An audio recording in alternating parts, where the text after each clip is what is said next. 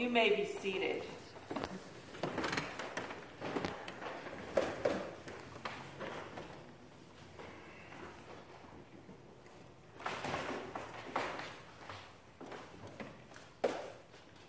Today's gospel readings are the final part of Jesus' instructions to his disciples before he sends them out to preach on their own. Imagine the disciples. This is their first time without Jesus, going out into villages who wouldn't know who they are. Did they get to choose their partners since he sent them out 2 by 2? Did they get to choose their partners, or did Jesus choose for them? I can imagine Simon, the revolutionary zealot, with Matthew, the tax collector, Peter, the fisherman, with Nathaniel, the scholar. Meanwhile, Jesus is saying things like, don't take any extra money with you. I do not bring peace, but the sword. And those who love their life for my sake will lose it. And now, today, he finishes up saying, whoever welcomes you, welcomes me. I know what I would have been thinking, but Jesus, you are famous. Will they really welcome ordinary people like us? What happens if they don't?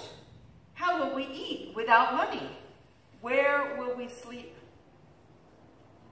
I'm reminded of a story of St. Francis of Assisi, when early in his ministry, or early when he felt the call to go without money and to beg, and there was this monastery that closed their doors and said, I'm sorry, we are not going to give you anything. So he went on, and of course in the story it was raining and horrible. And later on the monastery said, well, we didn't know. If we had known he was going to be a saint, we would have opened our doors. But they didn't know, and so he was just an ordinary person. They didn't. Relying on complete strangers to be moved by their message, to invite them in. No wonder Jesus sent them out in twos, so that they could encourage each other. But I'm sure for the disciples, there were times when it was awkward.